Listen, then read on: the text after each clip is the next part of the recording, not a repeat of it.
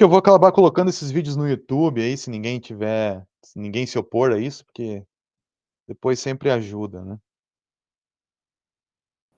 Ô André, Pode falar. pode ser que seja interessante também, você tem uma pasta do Drive, não é? Tem, aham. Colocar uma pasta separadinha com as aulas no Drive, que aí a gente consegue centralizar onde está o conteúdo das disciplinas, se for do teu interesse. Pode ser, aham. Eu posso deixar lá também, né. O Drive, normalmente, eu crio ele só para vocês postarem as atividades, sabe.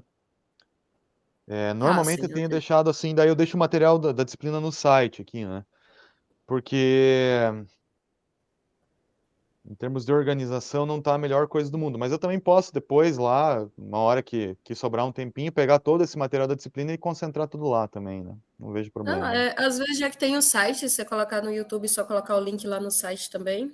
A minha Só ideia é que fazer o às vezes seguinte, fica ó. chato só ficar uma coisa no site, uma coisa É. no Drive, uma coisa. Mas se tiver tudo indicado no mesmo lugar, tá tranquilo. Então assim, ó, só para te explicar, a disciplina toda ela vai estar aqui no site. Então, por exemplo, ó, eu terminei a aula zero aqui, vai ter os slides aqui, e o vídeo eu vou subir aqui. A única questão que eu falei do YouTube é o seguinte, eu posso colocar esse link aqui como um link que o Google gera para mim aí, né, ou eu posso colocar um link do YouTube, deixando o vídeo inclusive público lá, né. Não, perfeito. Então, vai estar tudo aqui, tá. Então não vai estar bagunçado. A única coisa que vai estar no Drive é a as atividades que vocês vão postar, tá.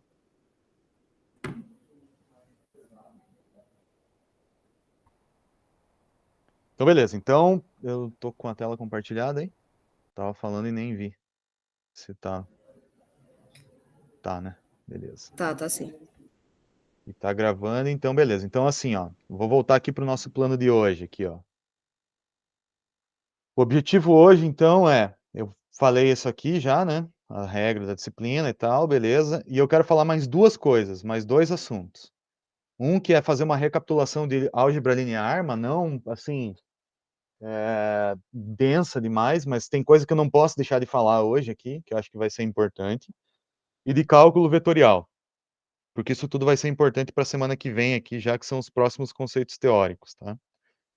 E aí a parte de Python, para quem, precisa de uma força aí, né, eu deixei esse link aqui, aí vai ter que ser assíncrono, não vai dar tempo hoje, né. Eu deixei esse link aqui, ó, que é um link do cara do livro mesmo lá do Python Machine Learning, né, que tem aqui uma parte que começa nessa aula 3 e vai adiante aqui, ó, desde a da instalação do Python, como que você roda os primeiros códigos em Python, né, uma introdução aqui ao NumPy e tal. Então tem uma série de vídeos aqui, que eu acho que se você, né, assistir isso aqui, claro que pressupondo que você conhece um pouco de programação, orientação a objeto e tal, né, eu acho que é bem tranquilo, né, para você seguir esses vídeos aqui e conseguir sair do zero aí com o Python e iniciar, né, na disciplina. Eu não vou conseguir falar isso aqui hoje, porque de fato leva bastante tempo para explicar tudo isso, então por isso eu deixei assíncrono, né. Também eu sei que tem muita gente aí que já está bem familiarizada, então deixei assíncrono essa parte do Python, mas a referência está aqui, tá. E aí eu quero começar essa parte de álgebra linear, daí a gente faz um intervalinho e depois a gente continua aí na parte de cálculo vetorial, tá. Então assim, ó, machine learning, né, tem alguns pilares, né, que formam todo o embasamento teórico da área de machine learning. Talvez o mais importante de todos é a álgebra linear, tá. Tudo que a gente faz em machine learning é manipulação de vetores lá, né, ou matrizes e tal, né, ou tensores, né, que vou formalizar isso um pouco melhor aqui ao longo da aula hoje, mas é a manipulação dessas entidades aí, né, e a manipulação dessas entidades tem fundamento, talvez o maior de todos, né, dentro da álgebra linear. Associado a isso, tem a parte de estatística, tem a parte de cálculo, né, que são correlatas aqui e também fundamentam essas análises que a gente vai fazer aqui, né. Então, por conta disso, eu prefiro começar, sempre o assunto aqui com a parte de álgebra linear, tá. Então, o que que eu pretendo falar de álgebra linear? O que que são essas entidades e algumas operações básicas, bem rapidinho relembrar isso. Matriz de identidade inversa, lá, que tem relação com resolução de sistemas lineares de equações, né? Dependência linear e o span, né, que é o que gera ali, né, um espaço vetorial, isso aqui é importante. Normas, super importante para machine learning. Algumas matrizes e alguns vetores aqui que são, né, especiais eu preciso falar sobre eles, né? Decomposição em autovalores e autovetores e a decomposição em valores singulares, a tal da SVD, né? Eu vou tentar adiantar hoje aonde que isso vai aparecer lá na frente, tá? Então, alguma coisa eu vou falar hoje, mas assim, se você não entender exatamente aonde que isso vai aparecer na disciplina, não se preocupe nesse momento. O objetivo aqui é mais recapitular esses conceitos, né? Aí eu vou falar um pouquinho da pseudo-inversa e rapidamente sobre o traço de uma matriz e determinante, o que que ele significa, porque eu acho que essas interpretações vão ajudar a facilitar a compreensão de alguns métodos mais adiante, tá? Mais adiante na disciplina. Então é isso que eu quero falar. Vou tentar ser rápido, tá? Para não ficar muito maçante. De novo, gente, se você tiver dúvida, se alguma coisa que eu estou falando aqui não está claro, vai me avisando.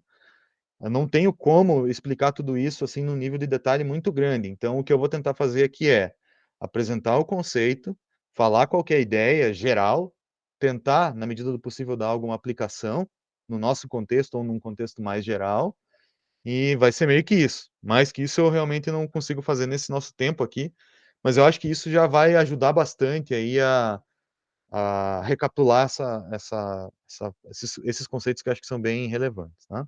Então, primeiro, bem rápido aqui, né? O que que é um escalar? Então, um escalar é um número, né, para nós aqui, um número que pode ser, em geral, um número real, né? Vai trabalhar com principalmente números reais aqui, né? Mas ele poderia não ser um número real. Em todo caso, a grande maioria dos casos para nós vai ser um número real. E um vetor que é uma coleção desses números, desses escalares aqui, né? Ordenados aqui, né?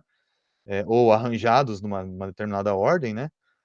Aonde cada posição desse vetor aqui é ocupado por um escalar, né? E aí esse vetor, normalmente a gente vai usar ele minúsculo, itálico e negrito, tá? E se ele for um escalar, ou seja, não é um vetor, ele vai ser itálico e não vai estar em negrito, tá? Então aqui, ó, se tiver minúsculo e negrito é um vetor. Como eu não consigo na mão aqui, ó, desenhar em negrito uma variável, nem o itálico, às vezes eu vou colocar esse símbolozinho embaixo aqui para dizer que esse cara é um vetor. Ou às vezes, quando eu me esquecer, eu vou fazer isso aqui também, tá? Então, para simbolizar que isso aqui pode ser um vetor, isso aqui também pode ser um vetor, ou seja, uma coleção de escalares aqui que está num espaço que a gente chama aqui Rn, né? Que significa que existem n valores aqui desse vetor, que são números reais, né? Que são esses escalares aí, tá? E aí uma matriz que vai ser uma coleção desses vetores, né? É um array aí em 2 dimensões, né? Eu vou ter vários desses caras aqui, né? Desses vetores aqui organizados no formato de uma matriz, né? E aí a notação da matriz vai ser a seguinte, ela vai ser maiúscula, negrito, e itálico, tá? Às vezes, eu vou esquecer do itálico aqui na minha anotação das aulas, dos slides, e aí o que acontece é que ele vai ficar só maiúsculo e negrito para a matriz e minúsculo e negrito para o vetor. Mas o grande lance é o negrito ali, né? Tiver em negrito, eu já sei que ou é matriz ou é vetor. E como na mão aqui eu não consigo colocar em negrito itálico, a matriz vai ter 2 tracinhos embaixo, tá? Então vou usar essa notação aqui que ela ajuda, tá? A matriz, por ser uma coleção de vetores, ela vai ser um Rm por n, né? Então, m linhas por n colunas, né? E já adiantando aqui, uma matriz transposta, que é esse símbolozinho T aqui, né? Em cima da matriz aqui, né? Que é a transposição de uma matriz significa aquilo que era linha passa a ser coluna e aquilo que era coluna passa a ser linha, né? Lembrando que a linha é isso aqui, né? E a coluna é isso aqui. Então, essa matriz tem três linhas aqui, né? Por 2 colunas, né? E essa transposta, como eu troco linha por coluna, vai ter 1, 2, 3 colunas, 1, 2 linhas, tá? E aí, a entidade mais geral, e aí que é o que se usa bastante nesses métodos mais modernos de machine learning aí, que são os tensores, né? Um tensor vai ser uma coleção de matrizes, né? Então, um empilhamento de matrizes. Pego uma matriz aqui, vou empilhando ela no sentido para dentro aqui, né, do, do meu slide, né?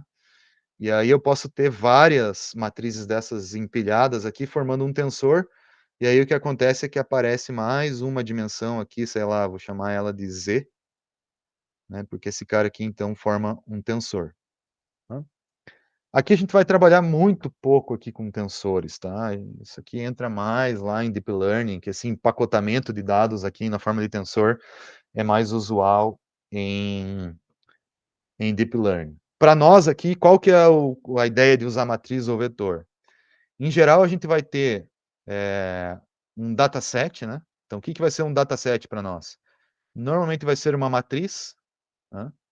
Que cada linha vai ser um exemplo daquele dataset. Então, sei lá, essa linha aqui corresponde a um cachorro, sei lá. Então, eu tenho o tamanho do focinho, tenho a quantidade de pelo, eu tenho, sei lá, várias características, features aqui, né? Cada coluna vai ser uma feature e cada linha vai ser um exemplo. Então, exemplo 1 do cachorro, exemplo 2 do cachorro, com as mesmas features aqui, né? E assim sucessivamente, e eu vou ter na saída aqui um vetor que vai dizer, bom, se esse cara aqui, essa primeira linha for um cachorro, vai ter o label 1, por exemplo, se for gato vai ser 2. E aí, para cada linha aqui, para cada exemplo que eu tenho do meu dataset, eu vou ter um label correspondente que vai dizer se esse cara é um gato ou um cachorro. Então, esse dataset vai ser representado por meio de uma matriz e esse aqui de um vetor. Mas isso aqui não esquente a cabeça que a gente vai falar bastante sobre isso, na verdade, mais adiante. Estou só adiantando aonde que esses caras aparecem aqui no nosso contexto. Operações, bem rápido aqui, né? Posso fazer produto, né? Somas, enfim, mas acho que o mais importante é o produto aqui, né? Tanto de matrizes quanto de vetores. Então, o produto de matriz tem dois que são importantes, que é o produto entre matrizes mesmo, né? Que é você pegar duas matrizes aqui e multiplicar a linha de uma pela coluna da outra, né? Então, essa é a multiplicação clássica de matrizes aqui, né? Você multiplica elemento a elemento aqui e soma, né?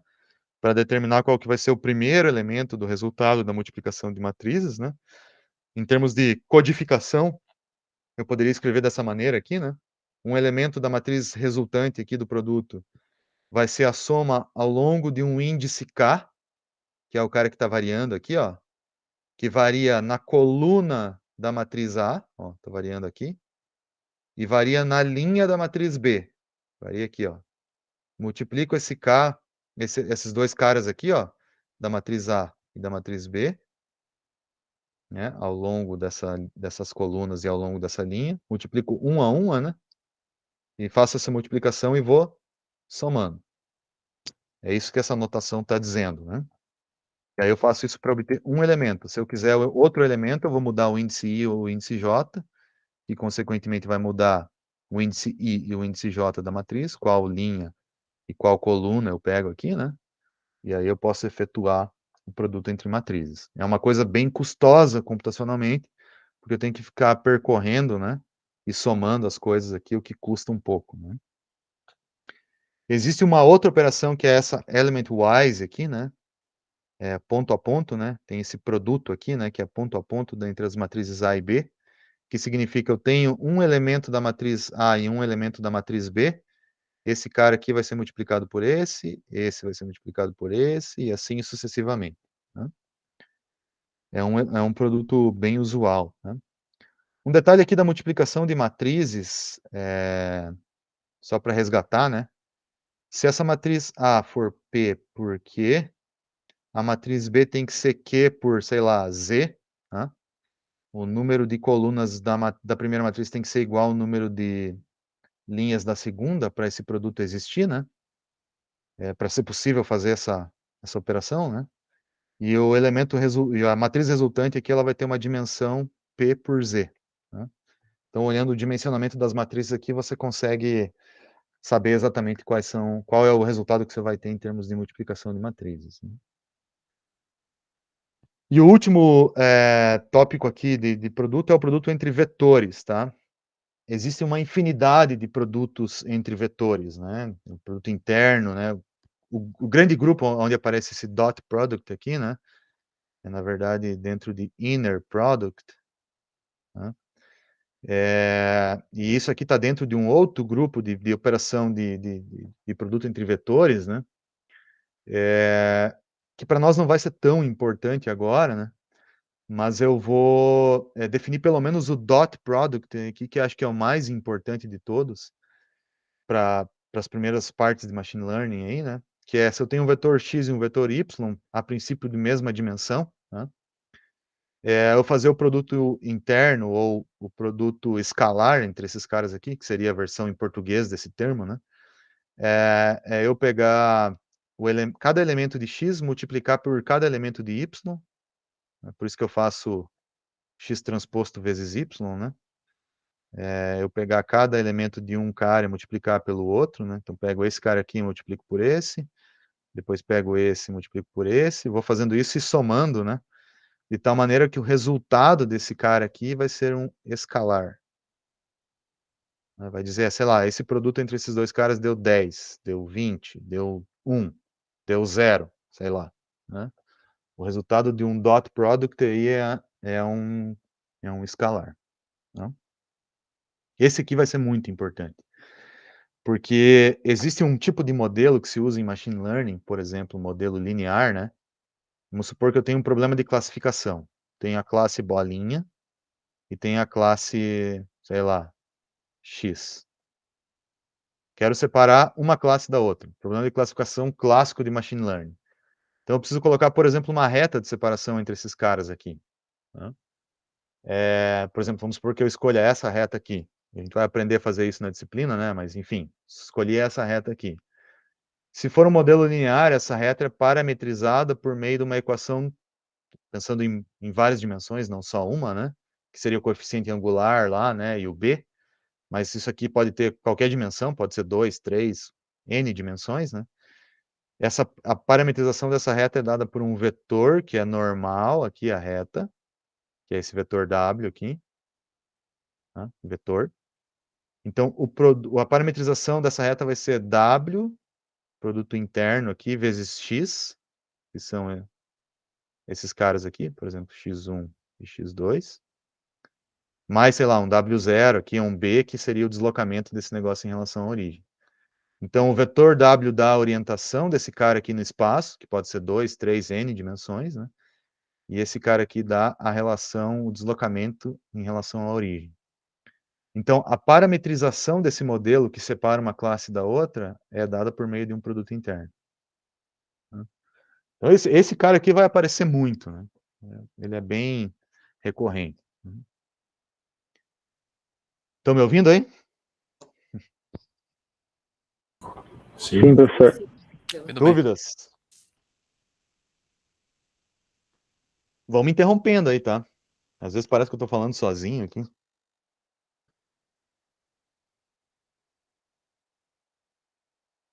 Tá, beleza. Mais algumas propriedades de multiplicação aqui, só para falar uma coisa que eu acho que é interessante. O produto de matrizes aí, ele tem a propriedade distributiva, né? Eu posso distribuir o produto entre matrizes aqui e tal, beleza. Eu posso associar, né? Então, eu posso multiplicar B por C e depois por A, ou A por B e depois C, tranquilo. E a comutação, ela tem algumas restrições aqui, essa é a mais importante, né. Então, por exemplo, matriz A vezes a matriz B, se eu transpor isso aqui, tá, fizer a transposta, isso aqui é igual a transposta de B vezes a transposta de A. Então, a comutação do produto de matrizes, ela aceita essa igualdade aqui. E essa igualdade aparece muito aqui em machine learning, né, essa transposição aqui do produto de matrizes ou vetores, né, aparece bastante, tá. Bom, outra consequência importante, a o produto interno, né, o dot product lá, né. Tô meio avacalhando aqui com a nomenclatura, mas não tô sendo tão rígido, né? Mas, enfim, também não estou muito preocupado com isso agora. Depois, se for o caso, eu vou ajeitando. O que importa é que esse cara tem um nome aqui, que é o dot product, que é x transposto vezes y. Beleza. Como isso aqui é um escalar, é um número, vai dar 10, vai dar 15, vai dar 20. Se eu transpor esse cara aqui, o resultado é o mesmo. Só que pela propriedade da comutação aqui, que vale também para vetores, né? Se eu fizer a transposição disso daqui, eu inverto, né? A relação dessa maneira, né? Fica y transposto vezes x, e aí essa consequência aqui é importante. Eu multiplicar x transposto y, y transposto x é a mesma coisa. Tá? Então, lá na minha equação de reta, tem uma reta, equação de reta no espaço multidimensional. Como que ela é parametrizada? Ela é parametrizada por um vetor ortogonal a ela, tá? Num espaço dado aqui pelas variáveis x1 e x2. Tá? Então, eu fazer WT vezes X é a mesma coisa do que eu fazer XT vezes W. Por enquanto não parece grande coisa isso aqui, mas depois vai simplificar bastante a nossa análise mais adiante. Bom, vou passar aqui para a parte de sistema linear de equações, tá? Porque eu quero chegar na definição de independência linear, span e tal, então eu vou seguir a sequência clássica que se usa para isso, que é a sequência a partir de um sistema linear de equações. E isso aqui aparece muito em machine learning, tá? Esse tipo de solução aqui aparece bastante, tá? Então, o que que é essa solução? Vamos supor que eu tenha uma matriz A, aqui que tem dimensão m por n, um vetor x que tem dimensão n, né? Para eu poder fazer um produto com essa matriz aqui, né? Então, eu tenho o vetor x tem que ter essa mesma dimensão aqui para eu poder implementar esse produto, né? Isso aqui é igual um vetor de coeficientes B, que tem dimensão m, consequentemente, né? Eu estou fazendo matriz A, m por n, vezes um cara que é o x, que é n por 1, e a resposta desse negócio aqui vai ser, vai lá, m, né? Ou m por 1 aqui, que é o vetor B. Né? Isso aqui é a notação de álgebra linear para um conjunto de equações de um sistema linear de equações, né? O que que é um sistema linear de equações? Eu tenho n incógnitas aqui, né? x1 até xn. Eu tenho vários coeficientes aqui que estão encapsulados dentro da matriz A, né? A11, A21, AM1 e tal, né? Até o AMN aqui, né? Quando eu multiplico essa matriz A pelo vetor x, eu obtenho essa matriz B. Esse vetor B, perdão. Então, o que que é esse sistema, o que que é essa notação aqui, né? Essa notação diz o seguinte: se eu quero descobrir quem é o x, eu posso escrever no formato de uma equação de álgebra linear, resolver isso aqui no formato de uma equação de álgebra linear e encontrar quem é o x. Tá? Enquanto posso, né, só recapitular isso. Tem mais implicações aqui, mas eu já vou falar mais sobre elas. Tá? Por que que isso é importante? Primeiro que isso aqui, como eu disse, fundamenta a explicação aí do que é a independência linear e o que que é o span, que são coisas que vão aparecer bastante aqui nas nossas aulas, tá? Mas além disso, ela tem um ponto importante que é eu resolver uma equação no formato matricial, vetorial aqui, né? Que é uma equação que relaciona matriz, vetor, vetor e tal, né? E a forma como eu resolvo isso daqui do ponto de vista de álgebra linear. Porque se eu for resolver isso aqui no formato de sistema linear de equações tradicional lá, né, eu posso, sei lá, tentar ir substituindo uma equação na outra e trabalhando com isso aqui e tentar chegar num resultado, né? O que eu quero é tentar mostrar como que isso é feito aqui do ponto de vista de álgebra linear, porque uma vez que eu mostre isso aqui, aí eu posso chegar lá no meu objetivo, que é explicar o que que é independência linear e o que que é o tal do span, tá? Esses caras aqui realmente são chave aqui para a gente entender bastante coisa mais adiante. Né? Então, beleza, isso aqui é um sistema linear de equações, né? Até aqui nada de muito, né, novo aí, se você já resolveu um sistema linear de equações na tua vida antes, né? Para resolver isso aqui do ponto de vista de álgebra linear, aí a gente precisa introduzir algumas coisas novas. Por exemplo, a matriz identidade, né? Quem é a matriz identidade? A matriz identidade é uma matriz quadrada aqui, tem n colunas, n linhas e colunas, perdão. E aí, para qualquer vetor x aqui com a dimensão n, se eu multiplicar a inversa por x, eu obtenho x. A matriz identidade, ela é, para álgebra linear, para álgebra de vetores e matrizes, o que o número 1 é, por exemplo, para um número real, para um escalar, né? Se eu pegar qualquer escalar aqui e multiplicar por 1, o que eu tenho é o próprio escalar. Ela tem essa mesma função, vamos dizer assim, né? Então, se ela tem essa função, significa que se eu pegar aqui o que seria uma inversa de uma matriz, né? Pense o seguinte aqui, né? Se eu pegar 1 sobre... Aqui no meu exemplo não vai ficar tão bom, né?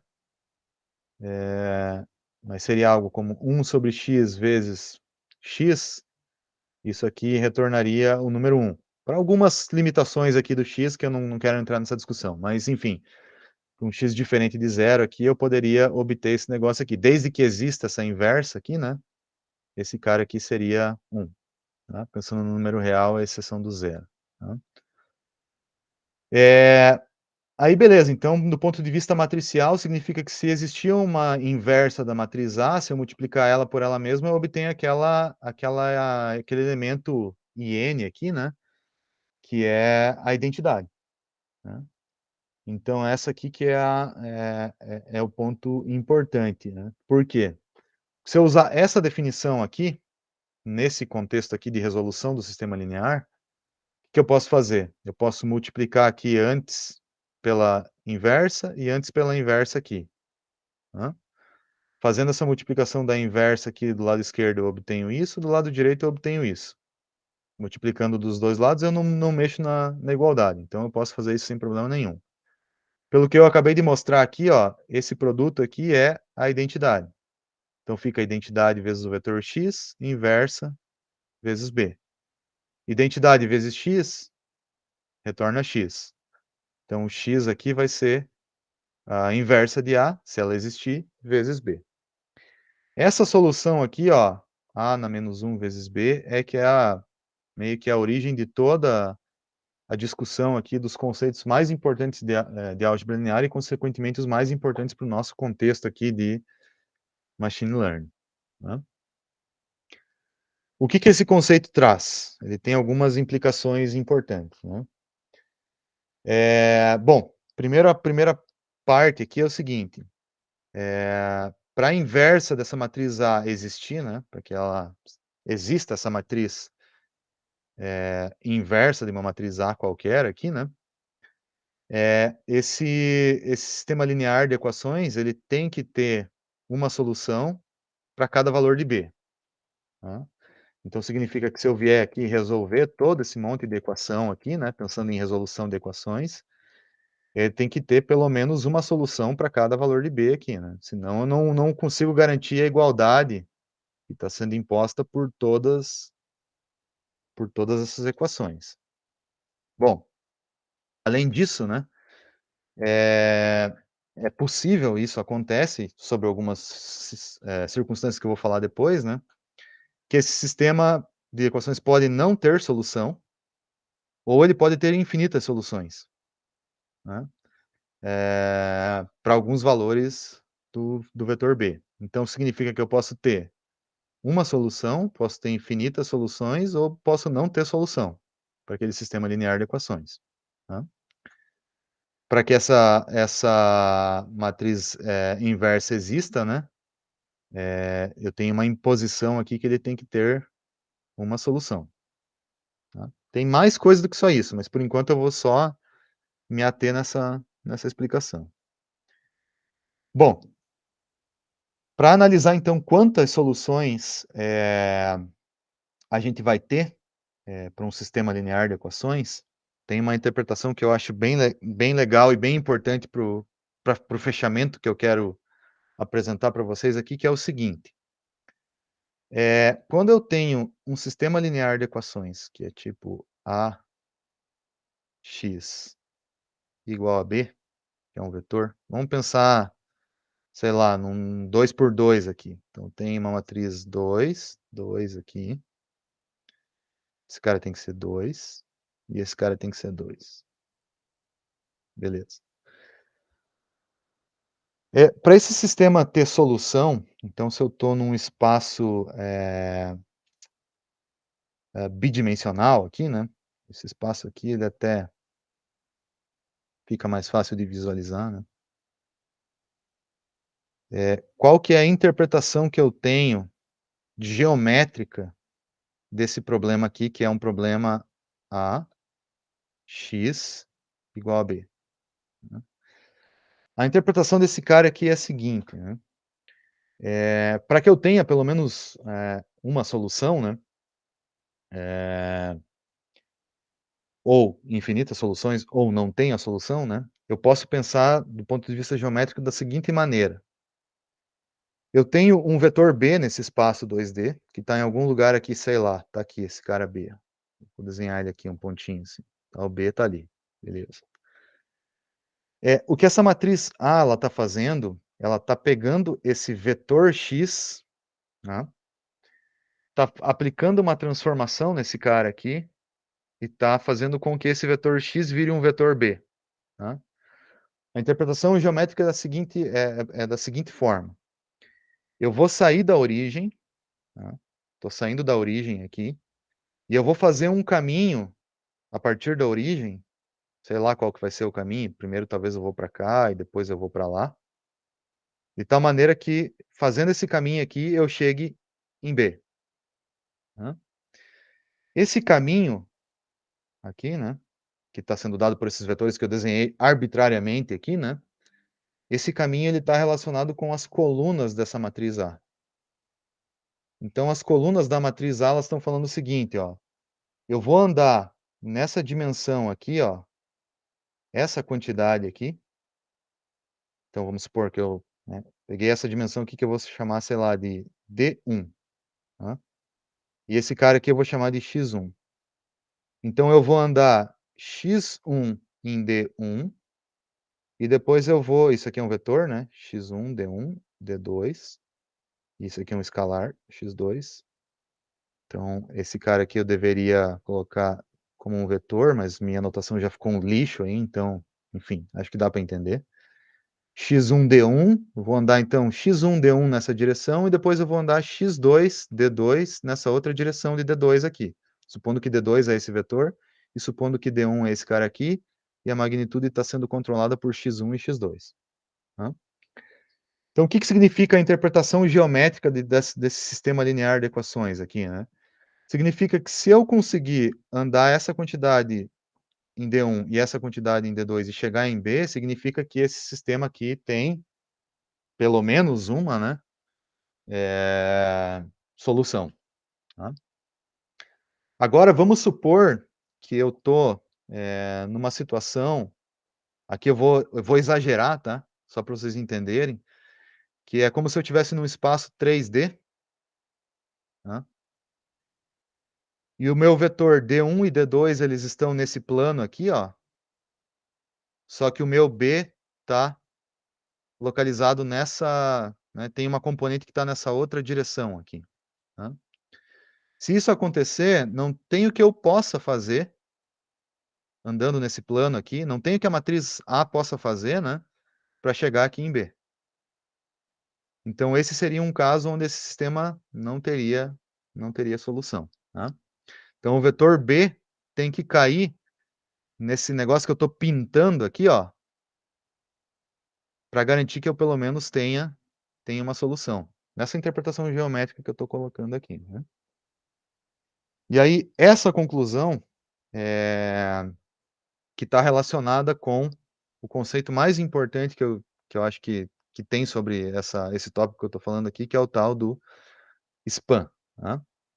Então, o que é o span? O span, ele vai ser o conjunto de vetores, então ele é dado por todos os vetores que estão no espaço. Então, se eu tenho um espaço 2D, né, tem espaço 2D, qualquer vetor que caia nesse espaço 2D aqui, ele está dentro de um span, gerado por esses vetores. Quais são esses vetores? Por exemplo, eu tenho aqui um vetor V1 e um vetor V2.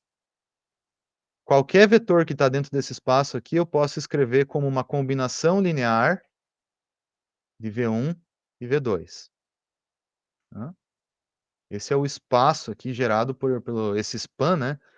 Essa área pintada aqui gerada por V1 e V2.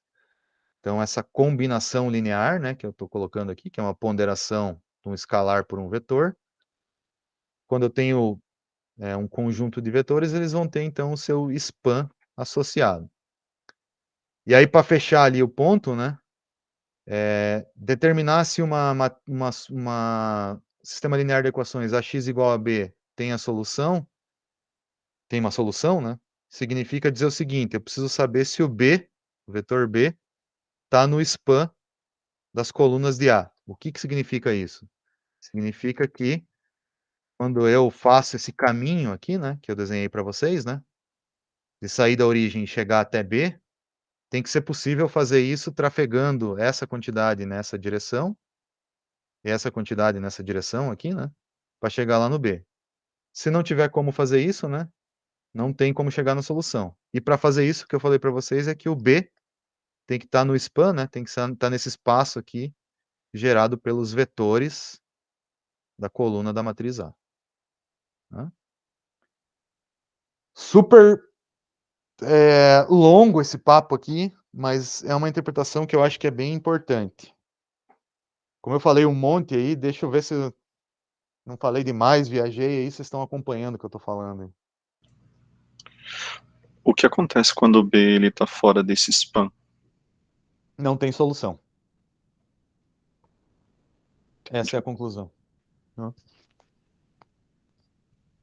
Então, por exemplo, quando eu for falar lá de PCA para vocês, né, vai ter algumas restrições, vão ter algumas restrições, né, que estão relacionadas a esse span, né? E aí, assim, eu noto que toda vez que eu falo nesse span, e qual que é a relação da solução, né, sempre recai nessa dúvida. Então, por isso que eu preferi explicar isso já. Isso é uma coisa da álgebra linear, né? Porque acho que lá na frente essa interpretação e esse caminho aí que eu tentei colocar, eu acho que ele ajuda. Eu acho, né? Mas me digam aí se vocês conseguiram, né, acompanhar aí, né?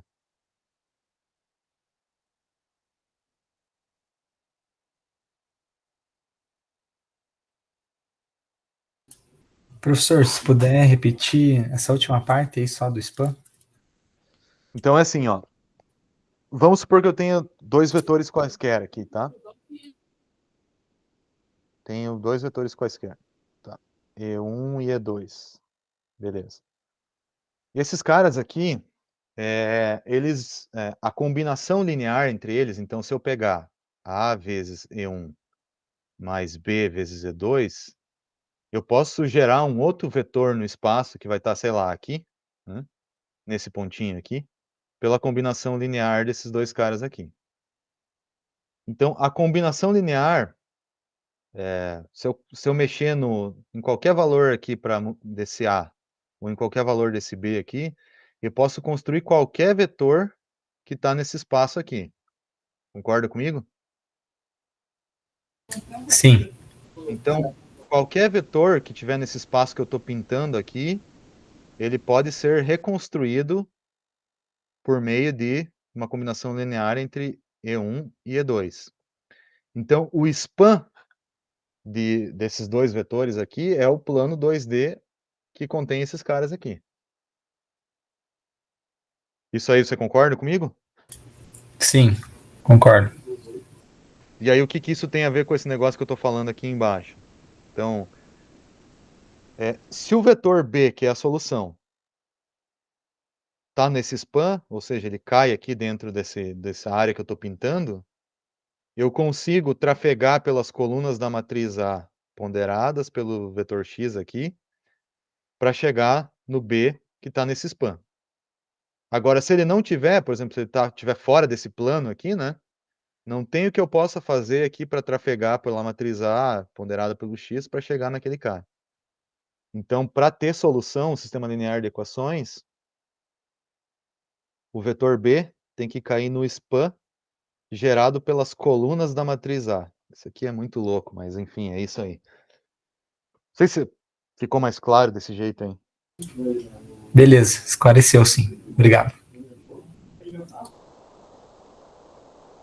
Mais dúvidas aí, gente? Talvez seja um pouco abstrato isso, mas enfim. A álgebra linear, infelizmente, é isso aí, né? Faz sentido, assim, por exemplo, se o meu B, né, eu pensando como B fosse os targets ali,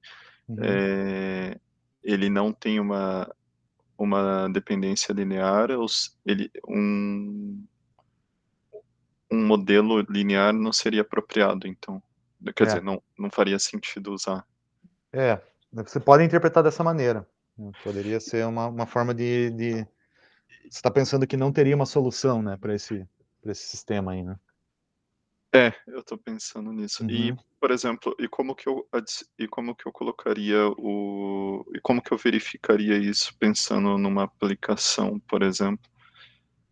Tá, em termos de aplicação, o que vai acontecer é o seguinte, ó. Tem um modelo lá que a gente vai, por exemplo, mínimos quadrados, tá? O que o mínimos quadrados faz? Um bem simples aqui, eu não vou explicar muito ele, mas só vou te dar a ideia, né?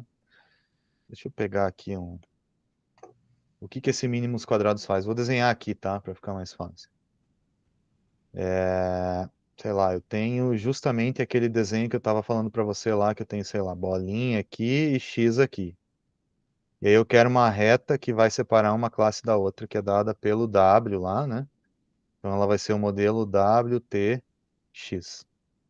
Vai passar pela origem aqui, então o W0 vai ser 0, só para simplificar aqui a nossa... Então o que eu quero aqui, né? Eu quero minimizar o erro entre aquilo que eu estou atribuindo aqui, né? Que vai ser o resultado... Deixa eu colocar de uma maneira que vai ser, acho que, um pouquinho mais fácil para você entender, que é em termos de regressão, tá? Acho que regressão você vai ficar... A explicação fica um pouco mais clara, que é o seguinte. Ao invés de eu ter classificação, vamos pensar que eu estou numa regressão aqui, ó. Eu vou explicar mais sobre isso mais adiante. Se vocês não conhecem, não se preocupem, tá? Mas regressão é eu fazer o fitting de uma reta aqui nos pontos, né? Então tem esses pontos aqui, beleza. O erro que essa reta está dando, essa reta também é WTX, vamos supor, tá? Pode ser multidimensional ou uma variável só aqui. Se fosse uma variável só, é AX, mais B. Se cruzar pela origem lá, B é 0. Estou cruzando pela origem para ficar mais fácil. Então tem um erro aqui, ó, entre o que a reta está fornecendo e o que deveria passar ali, né? Uhum. Então esse erro eu poderia dizer que ele é da seguinte forma. Ele é o que deveria ser menos o que é, tá? Vou levar isso aqui ao quadrado e vou fazer isso para todos, a soma de todos os n exemplos que eu tenho, e eu vou dividir por n aqui também. Esse y aqui é simplesmente o y da reta. Então, o que eu tenho aqui para esse meu erro, vou reescrever essa equação aqui, é 1 sobre n, somatório para todos os n, y, chapéuzinho, que opa, acho que eu inverti, esse é o que deveria ser. O que deveria ser, então, ele é WTX, e o que é o y verdadeiro. Isso aqui é o quadrado. Para eu encontrar qual é o w dessa solução aqui, eu preciso minimizar essa função aqui, minimizar o erro. Minimizar isso aqui significa encontrar nessa superfície aqui qual é o w que leva a um erro mínimo de regressão. Isso aqui, em geral, é fazer a derivada, já vou falar mais sobre isso, tá? Mas já que você perguntou, estou só adiantando, tá? Uhum. derivada do erro em relação ao dado, né. A solução desse negócio aqui vai ser uma solução que vai levar exatamente a esse formato aqui.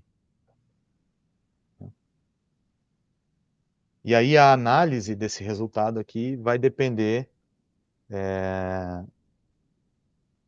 dessa interpretação. Então o que que essa interpretação diz? Ah, se o B ali, né, do ponto de vista de álgebra linear, né, se o B estiver no span ali da matriz A, então vai ter solução. Tá, mas no ponto de vista prático eu consigo garantir isso? Não, não consegue. Então o que que eu faço quando não tem a solução? Aí é que tem que, aí é que entram outras técnicas e outros artifícios para tentar resolver esse sistema linear de equações aqui. Quando não tem solução, qual a solução que eu posso fornecer? Ah, sim, entendi. E usando, no caso, aquele erro médio erro médio quadrático, né, você Uhum, consegue ter uma base de como que tá o erro ali, né. uhum. Beleza.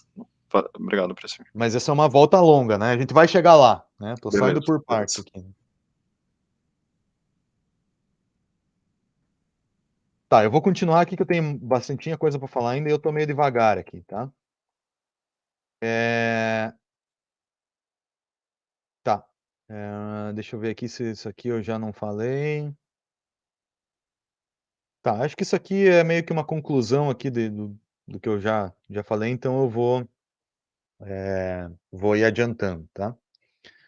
Só deixa eu falar uma coisa aqui, ó. Então pra gente garantir que o sistema tenha solução, né, esse sistema aqui AX igual a B tenha solução, eh, a gente tem que a matriz A, né, para que pelo menos ele caia no plano ali, né, o vetor B caia no plano ali, né, a gente tem que garantir que a matriz A aqui tenha um número de, colunas maior ou igual ao número de linhas, tá.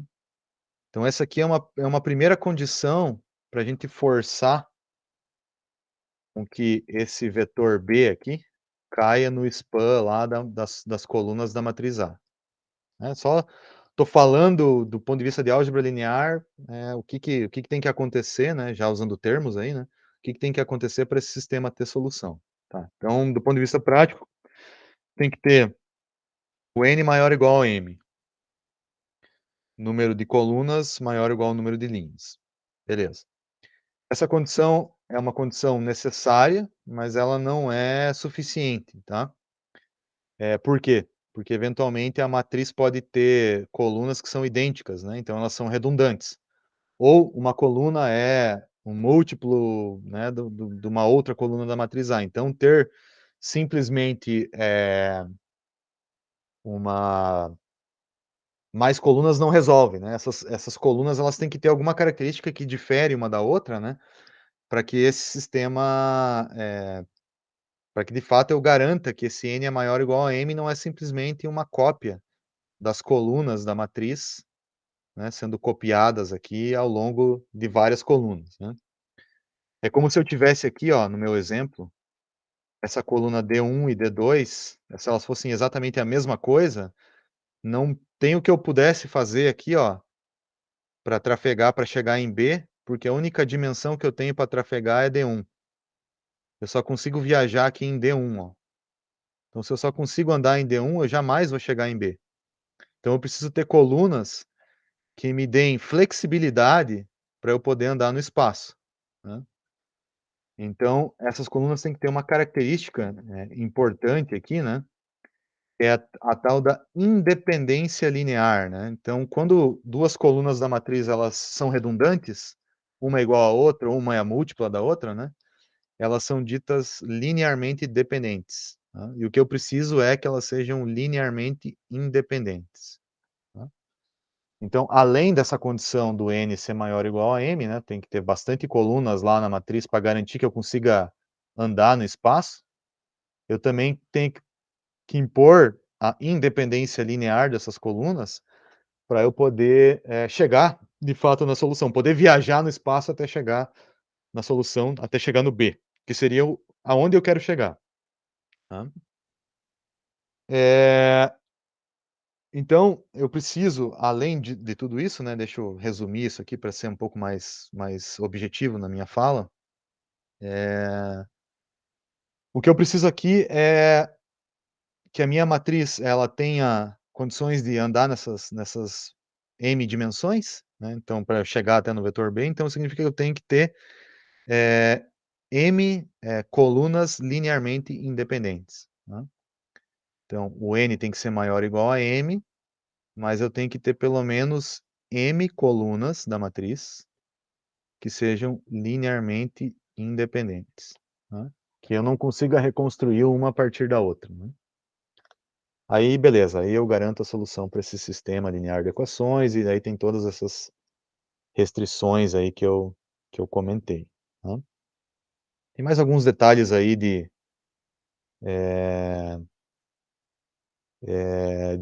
das soluções serem infinitas, mas aí também eu vou ficar falando demais aqui, eu acho que eu preciso ser um pouco mais objetivo, né. Eh, bom, então o que que a dependência linear e o span, né, que são esses 2 conceitos aí que eu falei para vocês, né, o que que eles têm a ver com a história da matriz inversa, né. Eu vou tentar agora voltar lá no início e tentar fechar esse conceito aqui, né. Então para uma matriz T inversa, né, eh, a gente tem que garantir que essa solução aqui, o AX igual a B, né, tenha no máximo uma solução para cada valor de B, tá. Então essa é uma restrição importante aqui para a matriz, para um primeiro momento, para essa matriz T inversa, né. Então para isso, é importante que essa matriz seja quadrada, tá. Se ela não for quadrada, existem alternativas, mas eu não vou falar agora sobre elas, né. E para que ela seja quadrada, então o M tem que ser igual a N, e tem que ser de colunas linearmente independentes, tá. Então para eu poder resolver esse sistema linear de equações aqui usando x igual a na menos 1 igual a b, esse cara aqui tem que existir. Para esse cara aqui existir, a condição que eu estou impondo aqui é que essa matriz A tem que ser quadrada, M tem que ser igual a N, né, essa é a restrição para ser quadrado, e as colunas dessa matriz A ali, né, todas as colunas dessa matriz A, tem que ser linearmente independentes, ou seja, eu não posso, reconstruir essa coluna aqui a partir de uma combinação das outras, né, essa é a condição. E uma matriz que é quadrada, mas que tem, colunas linearmente dependentes, é chamada matriz singular. E essa matriz aqui quebra muito as nossas pernas aqui em machine learning, né. A gente vai tentar sempre evitar esse tipo de situação aqui, né. Bom, se ela não for quadrada ou for, mas não for singular, aí tem uns detalhezinhos, mas eu já vou falar mais sobre eles. Deixa eu botar meu pé no acelerador aqui que eu tô meio atrasado aqui no meu cronograma.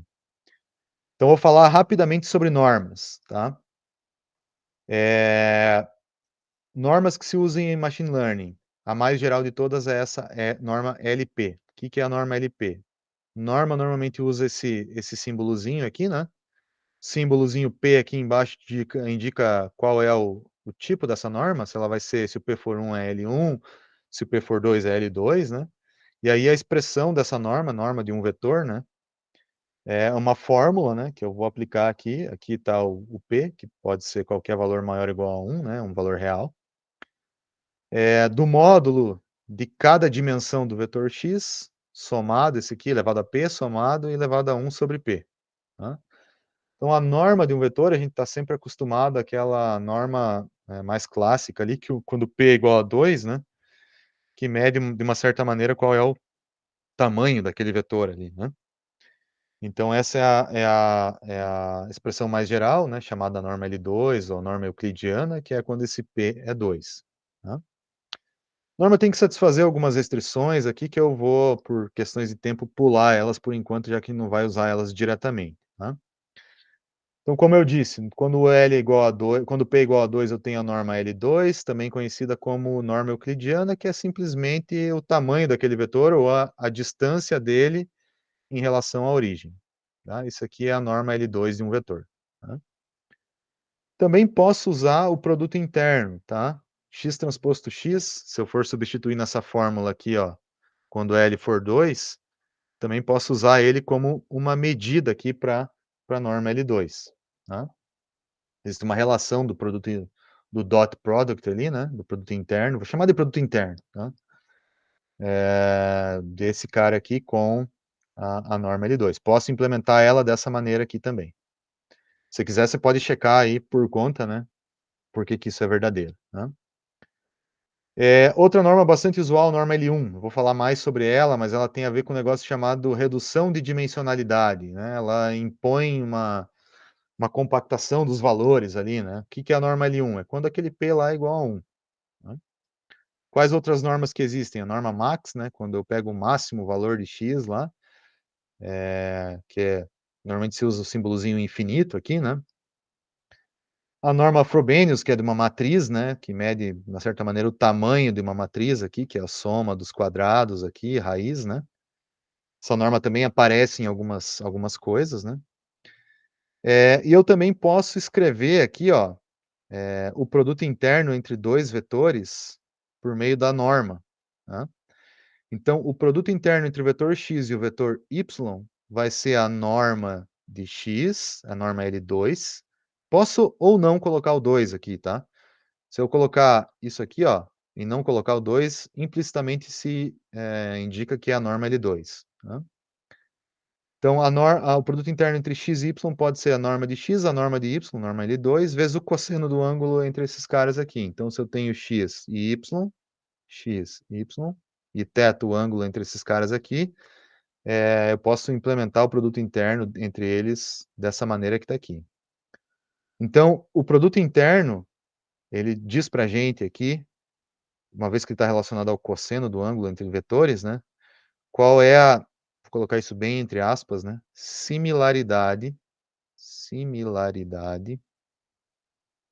entre dois vetores. Ou seja, se esses caras estão alinhados aqui, né? X está alinhado aqui com y, né?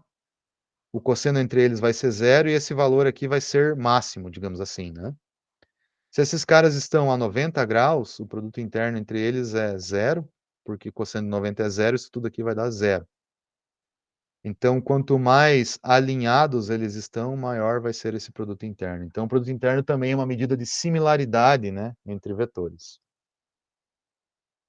Isso vai ser bastante importante também mais adiante, né?